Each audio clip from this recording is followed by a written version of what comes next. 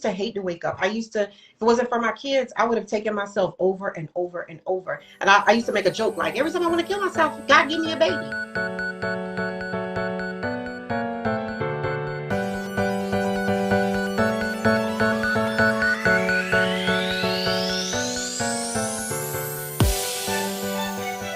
Hi. Hi. How How are are you doing? I am hanging in there. I am, as I said before, I'm feeling a bit stuffy, but the show must go on. So let's see how this works out today. you? Hello, everyone. My name is Sharika Swebi, also known as the Mind Reset Strategist. I am a belief and alignment coach, speaker, author, and the host of this wonderful show. Now, on today's show, we have the lovely Caige Phoenix. Now, she is a number of things. She is the lifestyle architect, which she'll have to tell me what that is later on. She's a trauma coach. She's a brand strategist, and she's also the a CEO and a creative director. Welcome to the show, Miss Phoenix. How are you doing today? I'm wonderful. Thank you so much for inviting me on your amazing platform. I'm grateful to be here. Thank you so much for coming. It's an absolute honor to have you here as well. I love your feed. It looks like magic. Thank you. Pretty. You're welcome. Okay, so first question, let's get right in there. What is a lifestyle architect? What do you do as a lifestyle architect? As a lifestyle architect, I work with women to help break the cycle of living in trauma and create a life that they desire, a life that they dream of. So, people automatically assume that the word lifestyle is just about things and experiences. And while it is inclusive of that, I believe that anybody, and I'm just, kind of like a walking billboard for a person whose life was not going the way that they wanted it to. Mm-hmm. And after a series of after overcoming a lot of trauma and in my healing process, making the decision to be intentional about changing my life and completely redesigning it to look like what I wanted it to look like. And Right. that to me is what a lifestyle architect does. So I work with women to, empower them and influence them to be able to create the life that they want, whatever that looks like, whether it's changing jobs, whether it's getting a degree, whether it's changing your perspective on relationships and what you can have and what you can't. It's a number of different things, whatever it looks like to that person, what they feel their dream life needs to look like, Right. just empowering them to know that they can have it and their life can turn around completely. Got it. Makes perfect sense. And what inspired you to take on that task? I hated the life that I was living, how my life looked. I had spent so many years kind of living in the aftermath of trauma, living in survival mode. I'm a single mom and I have been for a very long time. And I started going through trauma at a very, very early age and just feeling like my life didn't matter because I kept going through so much. And as a single mom, all I could really do was focus on surviving and keep taking care of my kids. I did not know that I could change how my life, it's like I knew, but I just didn't know how. So I could always envision a better life. I always hoped for a better life, but I wasn't sure how to get there, what the steps look like to actually making those things change.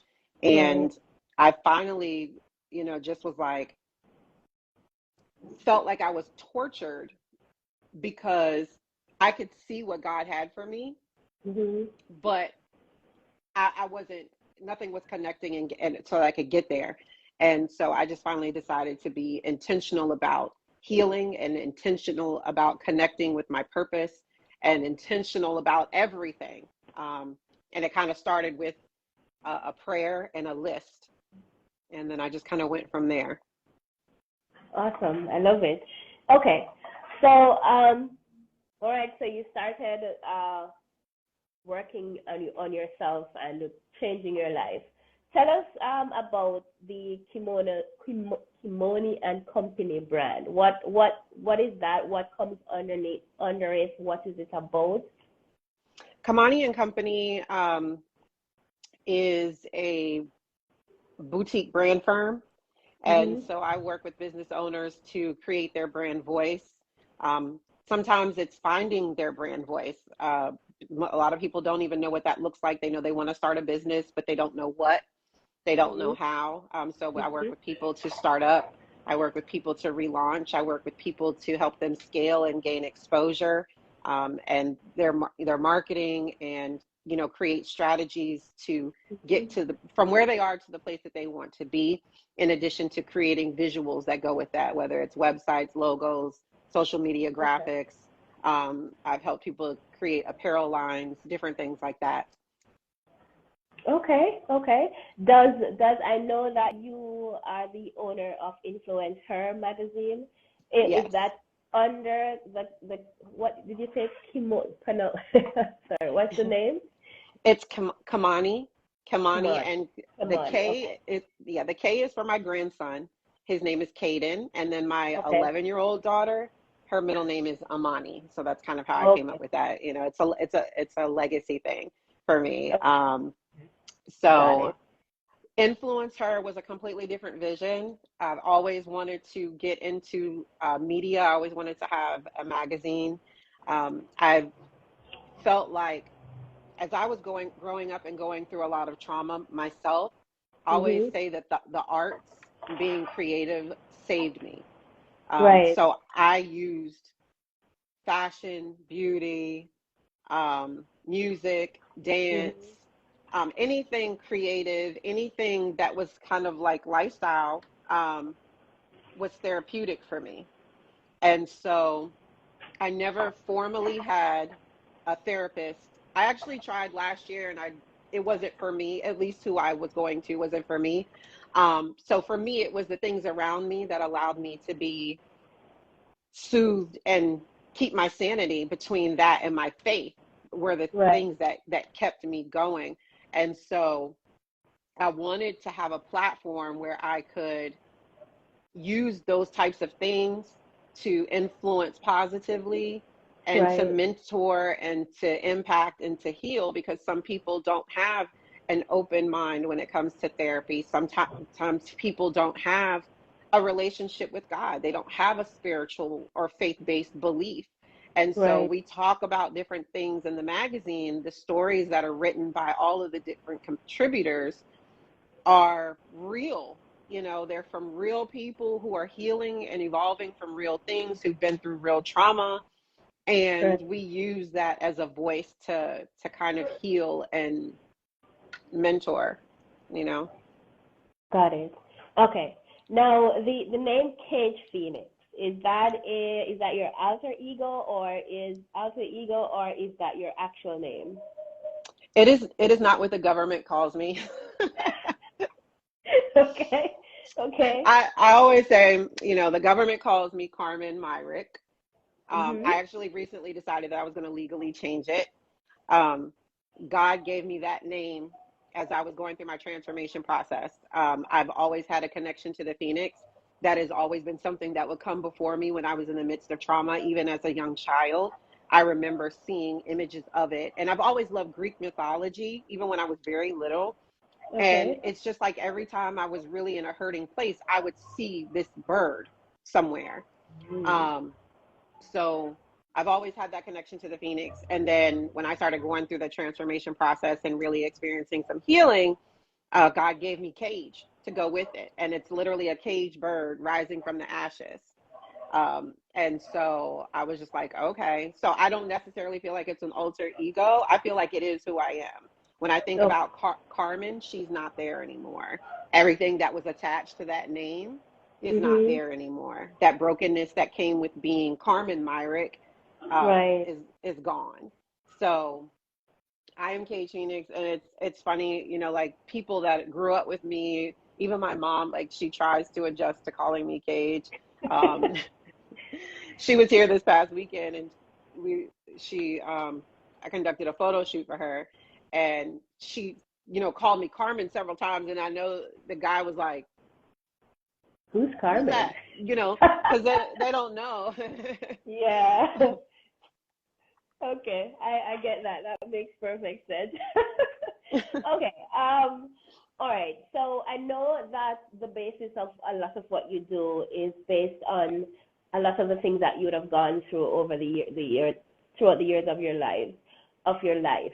Would you mind sharing one or two of those instances with us so that people can understand you better, connect with you more, resonate with you, relate to you? Would you mind sharing one or two of your stories with us?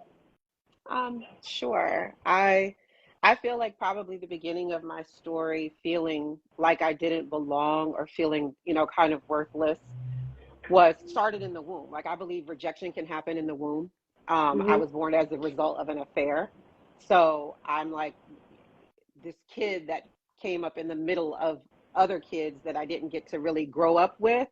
Right. Um, and always kind of having this idea of what having a dad looked like, and why is he over there, and why is he not here, and why doesn't he show up, when he says he's going to show up, and things like that.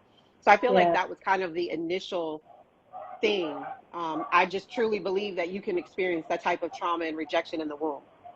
Mhm. And I started experiencing sexual abuse at about the age of 3. And it went on for a couple of years. And then I experienced it again around the age of 10 at the hands of another family member. And then Mm. I was raped as a teenager at about 14. Wow. Then again at 16 by someone completely different. And I just felt worthless. I felt like, why am I even here? I did try to commit suicide when I was in high school. That didn't work, obviously. That wasn't God's plan for me. No, it But I just wasn't. felt like, why was I here? Nobody Yeah. wanted me, nobody valued me. They felt like I was just a piece of whatever that they could use to their advantage. And I felt very unprotected, and I started acting out a lot as a teenager. I was very rebellious because I was so broken. Yeah. One of my mom's boyfriends molested me while I was in high school. He was staying for the most part in our house, and it just sent me into like a downward spiral. Like, I was run away, and I would drink, and I would smoke, and I would party, and I was promiscuous, and just like, well, I might as well go ahead and do it because they're going to take it anyway. You know what I mean? Yeah. Like, that was my perception. Um, Mm. and I prayed, and I was just like, I really, really want to start my own family. If I can start my own family, if I can get married, I was young, but I wanted to get away from my house and Right. create my own family. I got pregnant in high school. Um, and then I met my ex-husband when I was 19, who was not the father of my first child. But I met him when she was about 2. Mhm. And so I met him, and he came in like, yeah, I want to get married. I want to have a family. I want to da da da da. And then he ended up being a narcissist, abusive. He had a whole nother child while we were together. So just these things that kept evolving over and over. And I was just like, I remember always being like, God, I feel like you love me, but I feel like you just don't like me. Like, why? Yeah. Like, I know you love me, and there's a purpose, because none of this has actually broken me, but what do I do? Mhm. And so by the time I had the strength to leave that marriage, I had 2 more children.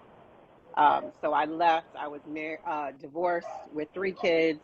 Um, and moved back in with my mom. Took some time to try to recover, reevaluate what I needed to do, and God told me it was time to leave where I was. I knew that I would always end up in Atlanta, but at that time he was just like, don't go that far yet, just just shift a little bit, because you've got these 3 kids. You don't know what it looks like to jump to another state with 3 little kids. So I Right. moved to Hampton Roads, Virginia. I moved to Virginia Beach, where I believe I first started shifting into a lot of healing. And I went through a lot while I was there. Had my 4th child the first year I was there. And God really did a lot of work on me while I was there. And when it was time, when my grandmother passed, that's when he released me to come to Atlanta.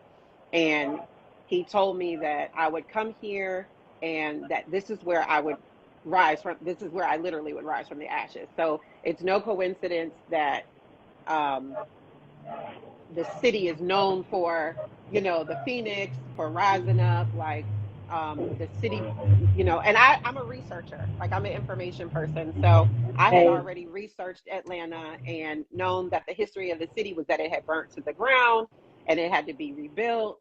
And it was also named after a Greek goddess's daughter. That's where Atlanta came from. It's another form, but that's where it basically came from. Um, and I thought certainly I'll go down there and things will pop, and God had more breaking, because I believe you have to break before you come together. And Yeah. I've been through some of the worst things in my life after coming here. The first year that I was here, I got raped again. Wow. I started dating, and I had somebody that I had been hanging out with, and he I even though I said no because my kids were in the house, I didn't, you know what I'm saying? Because what I didn't want was for everybody to wake up and all this other stuff, you know what I'm saying? So I was like, okay, this has to stop. I took a long break from dating, and decided that I was going to focus on healing myself. And so I spent the next like 4.5 years just really, really digging deep and into all of the different things that made me who I was at that time, and really just trying to remove things from the root. Um, I went through repossessions, I went through job loss, I went through homelessness since I've been here, and I've just kept going. And I'm thankful to God that He's given me such a resilience, um, and made me such a visionary. Because if I didn't have that vision of what I see, I probably would have been ready to take my life, try to take my life again, because of I'm just like, trauma won't leave me alone. Um, Yeah. and I have to say it, 2 years ago, like things still didn't seem to be connecting for me. 2 years ago, I picked up a book, and I see Takara's on here. I picked up a book called The Identity Blueprint, and because I kept Oh. saying, I'm doing the work, I'm doing the work. Something's missing. Mhm. I'm missing something. I'm overlooking something. And I picked up this book, and it was transformational for me, because a lot of root causes, um, I had buried, and I was working on the other stuff. And God started saying, this stuff is important, but it's still surface stuff. You missed the Something. underlying things. You Yeah. missed some underlying things, and you've got to go back. And it says it in the book, go back. And as I was reading that part, God said, go back. And so now I'm back in Genesis. I'm like, God, I've read Genesis 750 times. Like, what is in here now for me that you need me to see? And of course, He always has something else that He wants to reveal when He connects you with His word. It's never Right. stale. It's never stale. So that was the beginning of really tapping into Caige Phoenix and really rising. And I just started, like I said, I prayed. I started making a list of everything that I didn't like about myself and my life, and tackling it one by one, um, to try to make it change. And, and the first thing was, after, dealing with some of those root things, was my health. I had very bad health. I had acute heart failure. I had like chronic high blood pressure. I had diabetes. My knees were raggedy. Like everything, I was jacked up. Yeah. I was so jacked up. And God was like, you ain't going to make it to where you got to go with this body. So you going to have to do something. And so that's what started my journey to my health change. So that was the very first thing I did after kind of tackling those root things that I encountered while reading Takara's book. Wow. This such an amazing story. Thank you so much for just being here with us and for being open. Guys, if you're just joining us, we're talking with Caige Phoenix. She is a trauma coach, and she is excellent at it because she's been through so much of it herself, and sharing her story openly with us. And when I created this show, the idea was to help people to see that it doesn't matter where you are, where they are, what happened, what they've been through, there is somewhere in that they can make a comeback. And I think Caige's story makes a perfect example of that. So thank you so much once more for being open and for sharing. Thank you. You're welcome. And I think your story can touch lives. I mean, being raped so many times, and I mean, sometimes people see young women and they behave a certain way, right? They act a certain way. Because I know in my society where I'm at, I'm in Jamaica, and I know you'd have been called some really not so nice names, right? Because of how you were living. No, and people probably wouldn't know that that stemmed from something else. And I know that a lot of times that is the case, because I know of one myself where the young lady was molested as a child, and it affected the way she viewed life and the way how she lived her life. So thank you so much once more for sharing. What I want to ask you, when you were going through, after being, you were experiencing being raped from you were a baby, right? And you basically was having that throughout your entire life. How did you come back from that each time? I know as a young child it would have been traumatic, but you probably wouldn't have been able to process it. But then when you get to 10, and then as a teenager, then as a younger adult, how did you come back from that each time? How did you process that?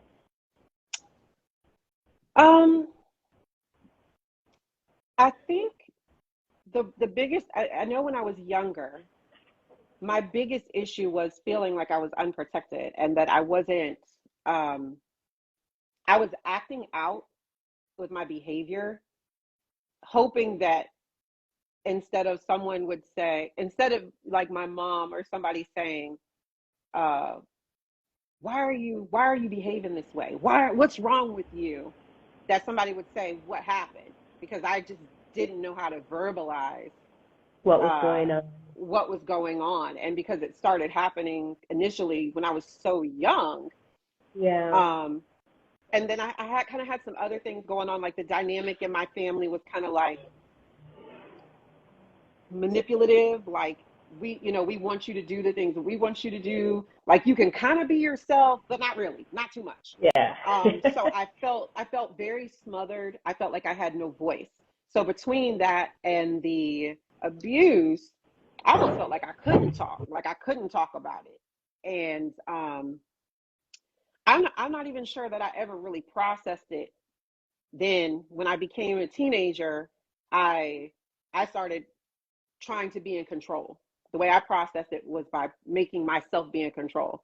So if I encountered a guy that I might have even low key been attracted to that enough to go out with them, I would I would do it first. I would be the aggressor, like, and I would initiate it so I could be in control of what happened, even if though I didn't really want to. So, I know I had a conversation recently with some other young ladies who had experienced, sexual abuse and rape.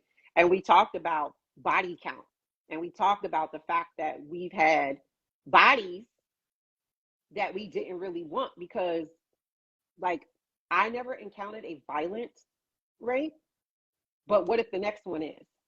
What if the next one beats me? What if the next one kills me? What if So I try to become in control by being the initiator. Um, and then after a while, I was dating men that were a lot older than me. Like, well, maybe this is the way to get protected. Maybe this is the way. So it seems like at different stages of my life, I processed it a little bit different. Um, and sometimes I think I didn't process it at all. I just learned, was like in a culture of keeping going, like just go, just keep going. And then, you know, once I got older and I became a mom, everything became about my kids. I became a mom at 18. So there's no time to process anything. And Yeah. I believe I didn't start processing a lot of that until I was in my mid 30s, you Mm. know, because a lot of things I didn't even verbalize. I remember the first time I told my mother that I had experienced the sexual assault as a child, that I was molested. I was like 27. And, you know, I think the next time I verbalized some of those things, I was in my mid 30s. And I didn't really start talking about it until like a year ago. So Wow. but what I started to feel was over the last year and a half, I felt like everything was rising up and it was about to explode, like it was about to come out, like it had to come out because I felt so much rage and I just didn't know why. Right. And Right.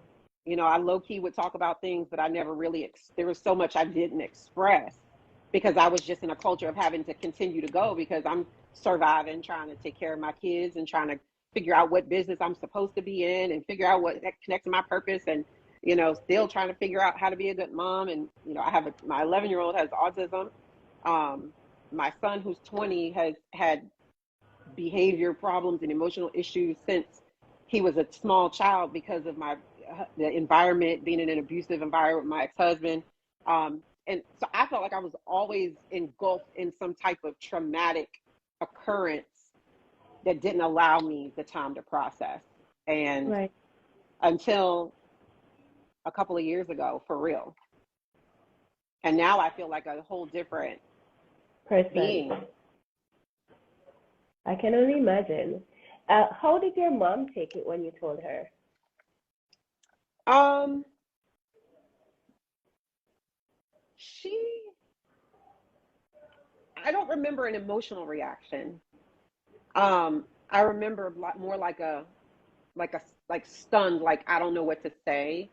Um, she asked me why didn't I say anything, and I'm like, I was 3 when it started, and when it started happening again, I said I kept telling you I didn't want to go over there. You know, Did she ask why? Did yeah, she I ask? didn't. She never would ask me, like when I was younger, and I would say I don't want to go over there. I don't want to go. She and that's one of the things that is raising my kids. And my kids said, I don't want to do that. Okay. I never forced them to, like when I was growing, like I'm 43. So when I was growing up, they make you go to your relative's house. They make you eat all the food. They make you give that person a hug. They make you, why are you being rude? That's not being rude. Sometimes kids are telling you something. Like my kids are very verbal and I encourage them to be. Sometimes I Yeah. wish they weren't as verbal. But I know you know I what know I'm the saying? feeling. You want to choke them out sometimes, but like really, like tell me if you tell me I don't want to go to that person's house. If you like I don't like them, okay, that's There's a it. You reason don't. for that. There's Yeah. a reason for that. I don't force them to have connections with anybody. Anybody. If that person, if they feel that person is detrimental to who they are, I don't force them to have it. They don't have a relationship with my ex-husband, with their dad, because he is Mhm. toxic. He's toxic, and you will never like. They had to come to the conclusion, realize on their own, like, okay, we just can't. No matter how much we want this to work, Mhm. we can't. And I'm not going to be like, well, that's still your father. No, if you don't Yeah. want it, no. And he's not Yeah. trying, no. I don't force them, to be close to anybody they don't want to be close to. That's And good. I and think I, that's I very just important. I try to give them a space to feel like they can be who they are. They can try whatever business or event they want to get tattoos. They want to pierce. They want to, because they're going to go on the street and do it. You know what I mean? Like, I encourage them to be themselves. They'll come to the conclusion. I give them guidance. I give them love. I have taught them so much. I believe they'll make good decisions. I believe that they'll truly make good decisions. So I allow my kids to, I listen to my kids because nobody listened to me. And the things Right. that I was trying to, you know, say, Verbalize. I Yeah. was trying to verbalize it. Somebody's touching me. I don't want to go over there. I don't like that person. Please don't make me go over there. And growing up, I always wanted to cut my hair because that was the thing that men, even as when I was 3, I remember the first person that molested me always played with my hair because it was really long. and it was open and it was wavy. And when I was that small, I used to wear it open, and men would touch my hair, and it's so pretty, and my mom would not let me cut it. But that's why, and I even thought, maybe if I'm less attractive and I eat, that's where the weight gain started, like trying to hide, don't look at me, but kids give cues, and it's important to listen to that. So I'm glad you brought that up. And as a parent too, I'm listening carefully as well. I'm glad you brought up the part about you wanting to cut your hair because men would always touch it, and then you also trying to hide yourself so you gain weight. I'm glad you brought it up because of how much our minds and body connect to each other to help to keep us safe. Right. Because basically what you were trying to do. If I don't look as attractive as I do now, then maybe they will stay away. Right. Absolutely. I started Well, cutting my hair by myself, and my mom kept saying, "Are you doing something in your hair?" And I would like cut. I would cut an inch here and cut an inch there, and I would pull it around and cut it. And she'd be like, "Are you doing something?" No. wow. But And she wouldn't hear me. at no point she never got suspicious about your behavior. She never asked what was happening. She never tried counseling. None of that. That's No, interesting. no. And I love my mom. I just believe that she was either she was I don't know if it was she was that oblivious to a lot of it. And like I said, when I started really acting out like my behavior, I always recall her, asking me, why are you like this? Why are you doing this? Why are you like this? What is wrong with you? And I just wish that she had said, did something happen to you? Because then I felt like I could open up, Right. and, you know, but I never got that. So all I wanted to do was get away. Like I moved out at 18 and never went back, with the exception when I got divorced, because that I literally left at the drop of a dime. One night I was just like, yeah, I'm not doing this anymore. And I moved back in with her for about a year and a half, before Right. I went to Virginia Beach. And but I just wanted so bad for her to say, to to What's to going see on me, with you? to see me. Yeah. And my mom worked really hard. She was an entrepreneur. She had her own business for almost 30 years. She provided very well, um, exposed us to good things and good experiences, and nice things, and a good life in that aspect. And I think she was just focused on that, you know. And unfortunately, I didn't have the type of bond with her where I felt safe opening up and saying something. And we still kind of have that weird, you know, um, dynamic now. Yeah. hmm So now that you understand how, because for your mom providing, I can see based on what you said that providing was utmost for her. She had to ensure that you guys were taken care of, that you had good experiences and all of that. So it's quite possible that she was preoccupied with all of these things and not see what was going on in her mind. She's probably thinking when you were acting out, I give her everything she needs, right? She's in need of nothing, so I don't understand why she's behaving that way. But Right. no, you're a businesswoman yourself, right? And you are juggling multiple things, and you have 4 or 5 kids. I have four, and then I have a grandson that's 7 that I help raise. Okay, so you have 4 kids and a grandchild, so 5 kids. How do you ensure that your kids don't end up in a similar situation? I'm not talking about as in being molested, but I'm talking about not having that bond with you because you're always working, you're always hunting, you're always trying to get everything taken care of. How do you ensure that that doesn't happen? I am a stalker mom, and some. I wish I could put it another way, but and I know I have not done 100% of the job that I wish that I would have, especially with my 3 older kids, because we did go through so much trauma together. and I was Mhm. still extremely broken Mhm. most of the time that I was raising them. And so I Right. kind of grew up being their mom. Um, Mhm. so, Yeah. you have, by the time I was 22, I had all three of them. So we grew up together. But Mhm. even in the trauma, even in the struggles, I've just always had a very close bond with them. I get in their space. We spend time together. I engage with them a lot. Even now, like, I could probably be an overbearing mom, because sometimes I'm like, be glad you have a mom that gives, that that's not really truly ignoring you. You know what I mean? And I know that I can Yeah. overwhelm them sometimes, but um, I just try to communicate with them as much as I can, that they can talk to me about anything. I give them, I affirm them. I pray over them alone and in their face. Um, I just try to do whatever I'm feeling at the moment. Like, I tell them I love them 700 times a day. Um, all of them.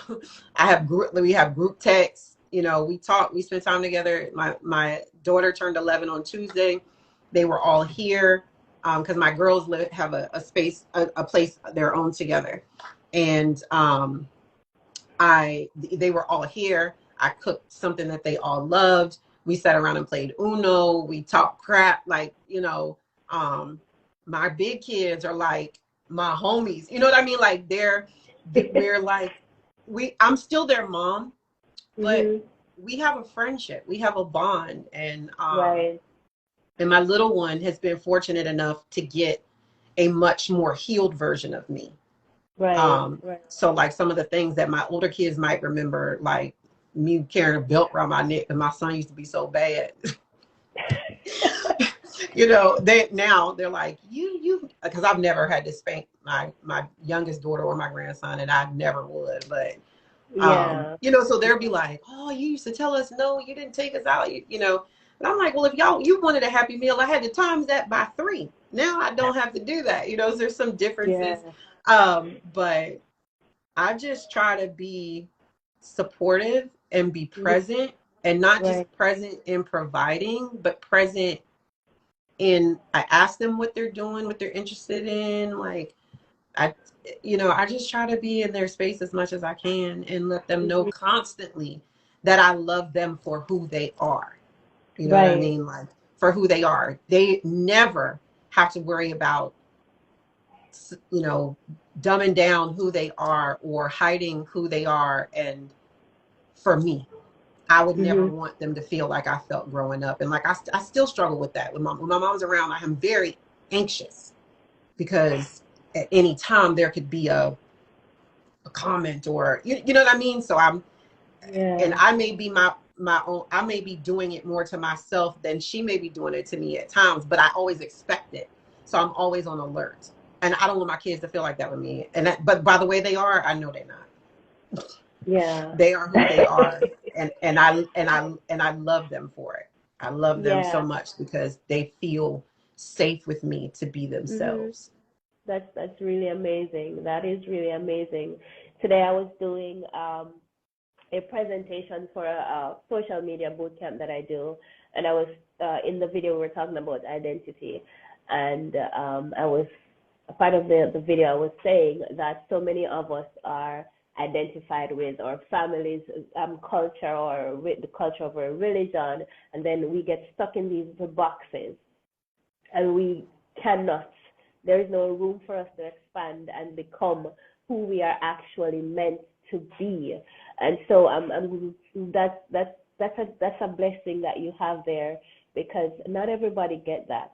Not everybody get that. We're told you can't do this, you can't do that, you can't do this, you can't do that, you can't go to that church, you can't talk to that person, you can't drink that, you can't do. There's so many you can. So by the time you reach, you get to being a young adult, you're completely clueless. You're doing a job you don't want to do. You're wearing clothes you don't want to wear. You look like somebody you don't want to look like, and you're That's with it. somebody that you don't even like. And so I'm glad that you give them that, because that's actually a true gift. But Yeah, it really is. I do believe that a lot of I believe our parents did the best that they could with what they were able what they to, what they do. knew, Yeah, and what to they the know. level of their own healing. Because I remember Mhm. seeing my mom trying to break free from some of that, and my grandma and her sisters giving her such hell, like, Yeah. because she wanted to, and I believe that might be some of what our friction is. I Mhm. don't know 100%, but the fact that I do what I want to do, period. Mhm. Yeah. It took me a long time to really walk in that. But, for 25 years, I was in a business that I didn't want to be in because my mom was the owner of, my mom pulled me into that. And while I was grateful because it provided an income for us, I was miserable. I hated it.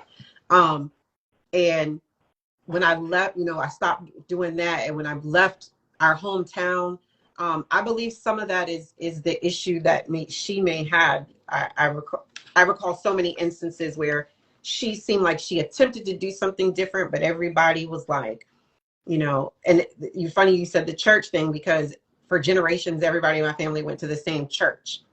And at a certain point, I was like maybe 13, 14. And she was like, this isn't enough for me spiritually. I'm gonna, I need to find something else. And we stopped going to that church, and the family went bonkers, and we were driving. Yeah, they went crazy. They were like, this is the home church. And, like, and it was a Baptist church, of course. And we started going to a non-denominational church in Maryland, and we were driving over an hour twice a week. We went there for years because she was looking for something more spiritually. And Mhm. so I just believe that a lot of the issues that that I observed came from not being or feeling she was in a place to really break out of that. And so sometimes I Mhm. feel like that thing that we have that's awkward or that she doesn't like is because I do what I want. Mhm. She wasn't And I able don't, to. and I finally, especially now, I don't apologize for it. I just Right. am like, if this doesn't work for me, Mhm. you know, um, living here didn't work for me. So I'm going to go to another place. Living in this state doesn't work for us anymore. That's not what God is showing me. I'm going to go here. Mhm. I know it's not Right. convenient. I'm not going to be able to see you as often. I'm not going to, but I had to do it. Like, and when I look at where my life is right now, um, none of it would be happening if I had not have all of those. Like I always say, God gives us dots, and it's like connecting the dots. If I had never started connecting the dots at a certain time, like at this point, I would not be going through some of the things I'm going through that are making, where I see my life ascending. And Right. while I'm still going through trauma, I'm still trying to figure out things financially. I'm still, you know, trying to going through things daily. I see where God has connected the dots for me to get here, and that what He's shown me now really seems like it's going to happen. It's not just I Yeah. hope I get there, it's Mhm. happening. Right. So it's important for people to realize those types of things for themselves so that they too can create the life that they want. I agree with that 100%. And then you brought something else up that I have to mention or repeat. You said that your mom changed the church that she was going to because she wasn't Yes, getting that spiritual nourishment as she wanted to.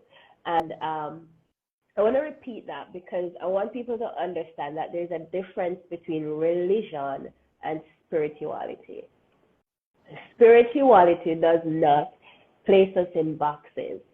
We're individuals, right? Each of us have our own journey that we're supposed to go on. We have our own trauma to heal, like you yourself is healing your own trauma. We have our own identities.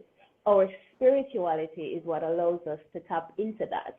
What religion does is give us walls, and we keep bouncing off the walls, but we're not going anywhere because they absolutely. keep us in these boxes. That so many guidelines, and a lot of us, it, 10 generation of us going, living by the same guidelines. Nobody is stepping outside of the box. Nobody is building anything different. No one is creating anything new. No one is actually becoming something more than what they see every day. So Right. I wanted to repeat that because I think it's really important that people understand that there's a difference between religion and spirituality. Okay. Absolutely. So, I'm super grateful that she did that because I started learning things. I learned how to study the Word of God. I learned how to hear from Him myself as a teenager. I was baptized with the Holy Spirit as a teenager. I learned what it was to be an intercessor, and why all of these things were key to even getting to that place of destiny that God has for us. If she had never made that right. move, I would not have You would have gotten learned. that type of foundation spiritually and really learned that religion and relationship was something completely different because I grew up with religion and tradition and boxes. Ah, yes, yes, that's so true, so true. Um, I want to go backtrack a little bit. I know that when you were going through a lot of the trauma you went through, you had a couple of kids already. For those who don't understand, they may not have seen what you experienced, but it would have impacted them greatly. Would you explain to the people who are listening this or seeing it, whether now or in the future, explain to them how it affected your kids? Well, like my oldest daughter, well, for one, I know it affected how they communicate and how they Mhm. relate to people because they were raised in this abusive environment where everything was confrontational. It was yelling and screaming and fighting. So they grew up like that's how thinking that is how you handle conflict. So Mhm. especially my 21-year-old and my 20-year-old, they used to fist fight from the time they were really small. Everything was an argument. So how they dealt with each other was how they saw me and my ex-husband dealing with each other. So everything was really confrontational. Um, my oldest daughter, like I said, she had got pregnant at 16. So I believe that there was, something that she felt was missing.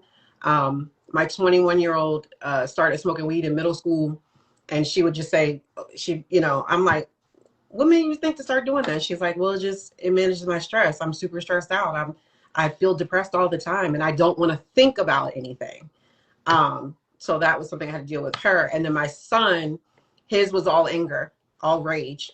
You know what I'm saying? Like, he would he used to tear up things and tear up things at home, tear up things at school. He got suspended every once a month. We went through medication and counseling, and he was in a behavioral facility. And finally, I just had to. He just in the last couple of years has piped down on some of that. So it's taken him a long time, but they were still experiencing trauma with my ex-husband 3-4 years ago. They had an incident, several consecutive, and that's why I said they had to make a decision. Like, we're not going to try to keep having this dynamic with somebody who just doesn't care about us enough to really have a relationship with us. So Right. they're still healing. They're getting better. And what I'm observing now is that the more that I heal, the more their relationship heals, because at one point none of them wanted to be together for real. Like, my girls always connected to each other, but like they didn't really want to connect with my son because of all of the stuff that, like I said, his behavior, his rage, his anger. And so, like, Tuesday night, when it was my baby girl's birthday, to be sitting around a table with them, laughing and joking and enjoying each other and playing Uno, and like, and then they all left together, went, hung out, and came back. And, I had a moment where I was just like, a few years ago, they wouldn't have wanted to hang out together. You know what I mean? Yeah. So I feel like the more they see me heal, Can be that better. it's a healing agent for them within Right. themselves. And that's why I can never give up. That's why I can't quit, because all they've ever seen me experience is pain, trauma, disappointment. They see me struggle. They see me stress out over bills. I can't quit because they got to see me at some point in their lifetime and know that mom never gave up. I don't care if she'll never look like she was gonna make it. And so, like, for them to experience the difference in my life now than even a year ago is so rewarding for me. Their help with my youngest daughter, making sure she's okay so I can get out and go network and go to events and stuff like that. And I gotta say it, I recently, joined the team at 101 TKO Radio. I saw them pop on for a second. So very soon we'll be releasing the times and dates of the show. And they have an amazing lineup of personalities. And I didn't even directly tell my kids, because for me, I've been through so much disappointment. I don't count things until they're in place, like until I'm actually doing it. And but they watch my social media. So before, they never really watched my social media. So I see them in my stories. I see them like in my posts now. And so, one of them approached me and was like, Mom, you going to do a radio show or something? And I said, yeah, I'm going to be doing that. And they're like, it's so dope. They love seeing me out living, living. Thank you, best friend. They love seeing me live, and they love seeing me smile. And my older kids, they only knew me at 300 pounds. So to see me like half the size that I was and working out every day and just enjoying that. I used to hate getting on video. I still have a hard time with it, but I press myself to do it. They are like, my 21-year-old, she recently started a business and she's working so hard on it. And she's holding it all in until she's got everything in order, because that's the personality she's got. But seeing that my son, he raps and he writes and he's teaching himself how to do audio. So he's making beats and learning to do the engineering on his own. My oldest daughter is like, she can do any beauty type treatment. I don't know if that's the field she's going to find herself really going in. She kind of still filling things out. But they all are creative and all are very talented. Even my 11-year-old, she's a genius when it comes to creating. She can draw anything, and it has a great imagination. So it's important to me, even if I never hit ultimately the things that I see, they'll know that I never stopped trying. That it didn't happen because it was for my lack of trying. Like, I don't care what it takes. I will never stop trying for them. I love it. Amazing. Guys, if you're just joining us again, we are talking with Caige Phoenix. She has been through so much, and still she has overcome and still is overcoming, and she is creating a different life for herself and for her family. So we're winding down now, and I want to ask you about that seat at the table that your bio spoke about. Tell us about the seat at the table that you had to find your own seat, and then you're now helping other women to find a seat at the table themselves. What is that about? How does that work, and how is that going so far? I found myself for so many years helping everybody else build. Helping everybody else create, and thinking that my value in that would be enough for an opportunity for myself. I've always done it because I sincerely want to see people and what they're doing grow.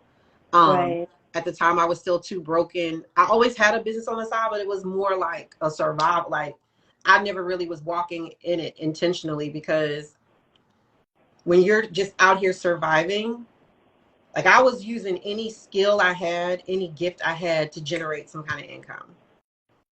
And I began to think, I would think, oh, I like this, I like that. But a lot of it I didn't even really enjoy or like doing, or really, not something I wanted to do. But I had learned to deal with it because I was, trying to survive.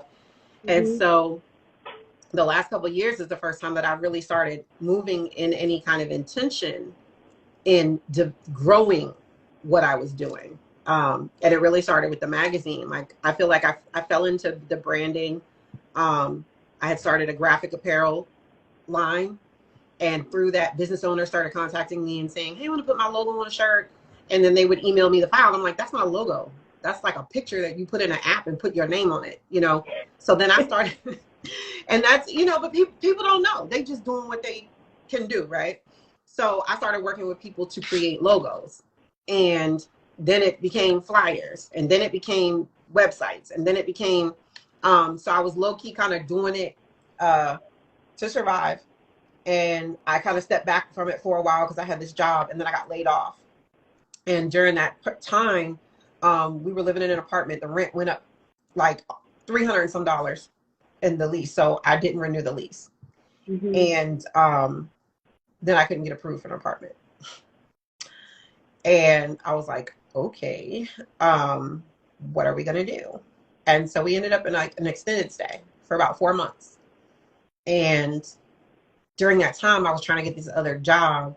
Well, right after, maybe a few weeks after, I had interviewed for the job, and the lady was like, oh my God, you have so much experience. Da, da, da, da. This was in the insurance industry, which I had done for about 25 years. And she basically told me I had the job and, you know, a projected start date. So I was all excited, like, okay, I'm going to do this. And then she called me one day and she said, I decided to go with somebody else. And I'm like, oh, why? And she said that although I had the experience and her and her staff loved me, this other person had more. I had worked for State Farm before, but not long. So I would have needed more State Farm training. So even though I had 25 years of experience, only a couple years of State Farm training, she went with somebody who had 5 years of industry experience, but all of it was State Farm experience. And she said, I won't have to pay her as much. She literally said that to me. So I'm sitting in my truck outside of the hotel because I had gone to the car to call her back after she emailed me. And I had bought this domain a while ago, like months before, and had never used it. And I went back into the hotel room and I built my own website that day.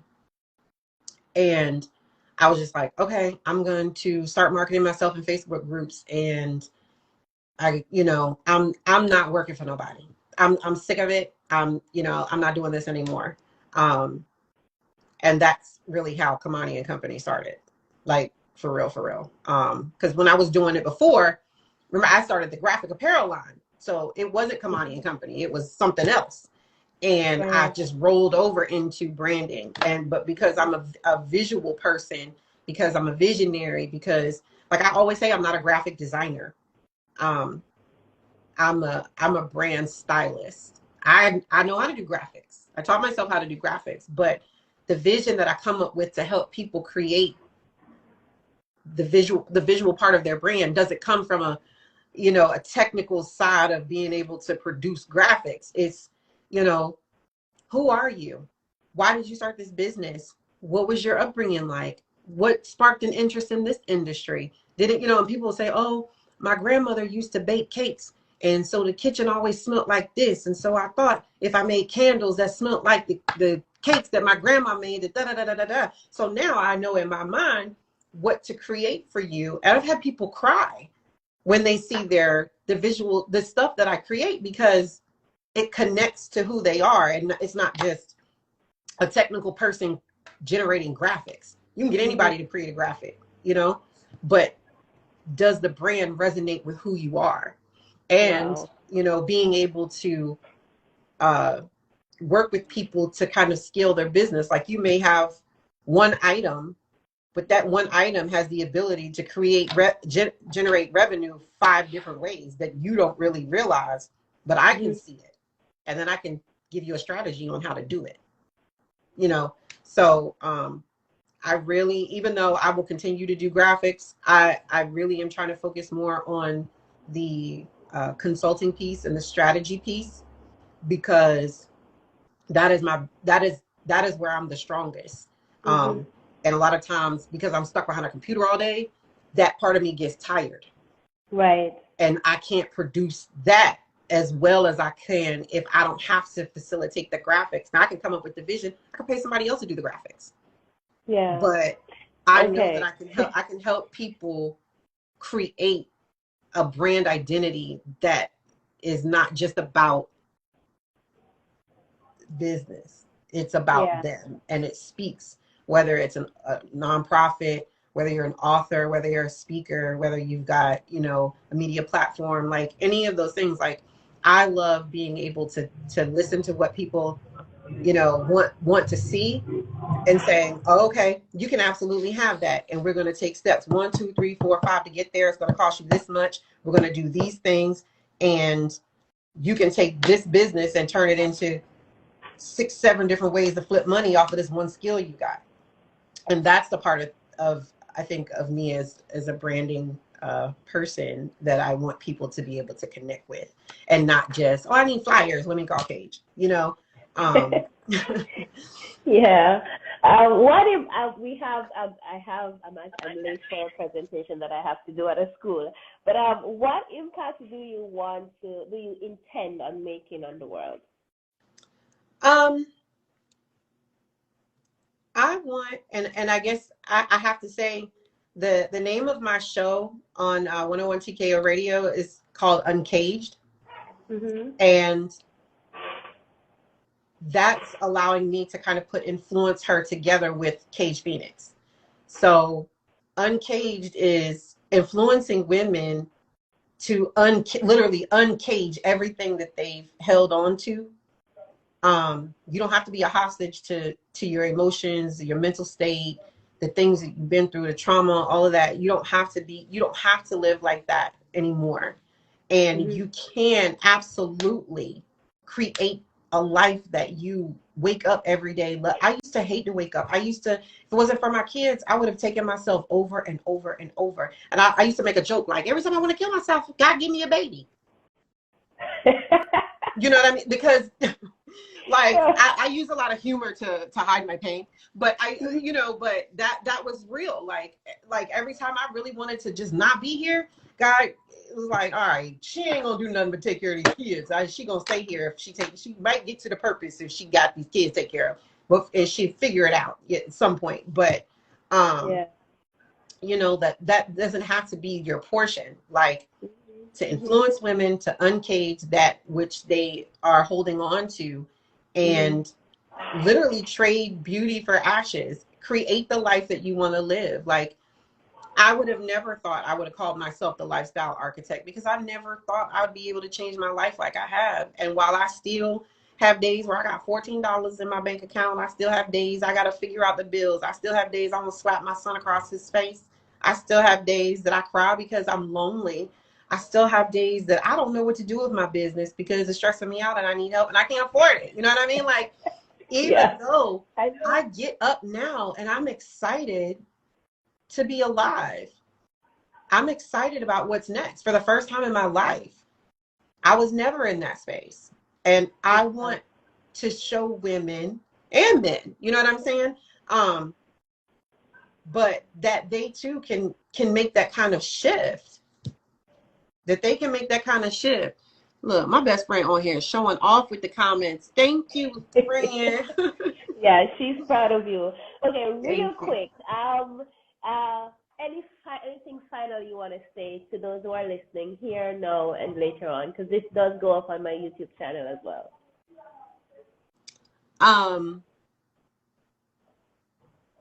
Final words. Creating a life you love when you've lived in the aftermath of trauma, and even if you are still extremely broken right now and you feel like there's no hope, life can look completely different in the next 90 days if you change your mind, you figure out what it is you want to do, create a strategy to get there, and execute. You've got to do it. It's possible. I'm a walking billboard for your life can change. I literally, like, I don't know another way to say it. my bestie LaCour, she said, I know, let me tell you something.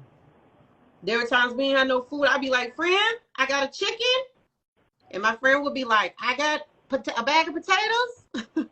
You know what I'm saying? Like, and we would be like, all right, she'd be like, all right, I'm coming over. And we would feed our family like that. You know what I'm saying? Like, this is not, it ain't for show. Like, you can change your life. Life can look differently. And every part of life may not, because sometimes I get frustrated because the money hasn't caught up with, The vision. you know, the rest of me. You Yeah. know, my body has changed, my health has changed, my outlook has changed, my business has changed.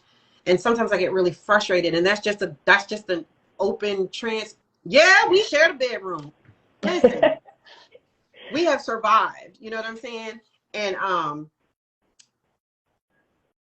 I get frustrated because the finance part has not connected with everything else. But I have to remind myself constantly, and I'm so grateful for the people around me, like LaCora, like LaWanza, like Chelsea, like like there's so many people, like Candy, I don't even know, Eric, like there's people around me. They're constantly reminding me, hey, I know this don't look like this, but you have done A, B, C, and D. Let's, you know what I mean?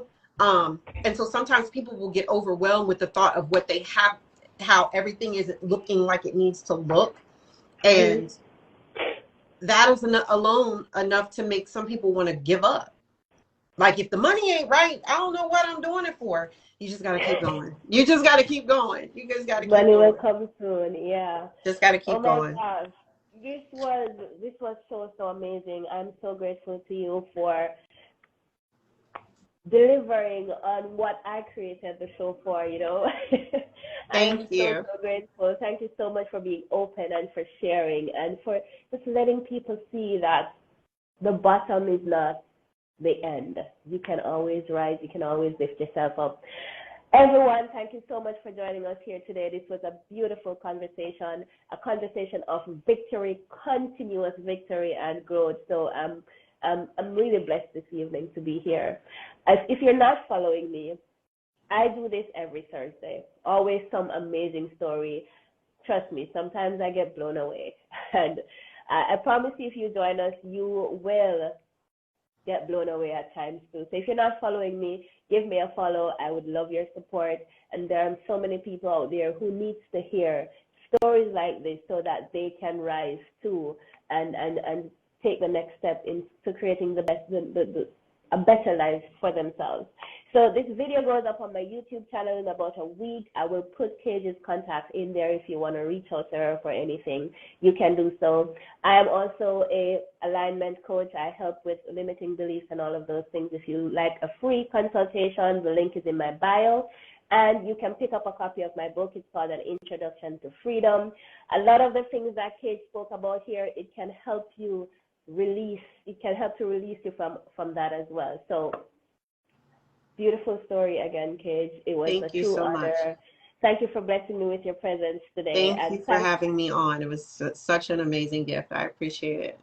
I appreciate you too, honey.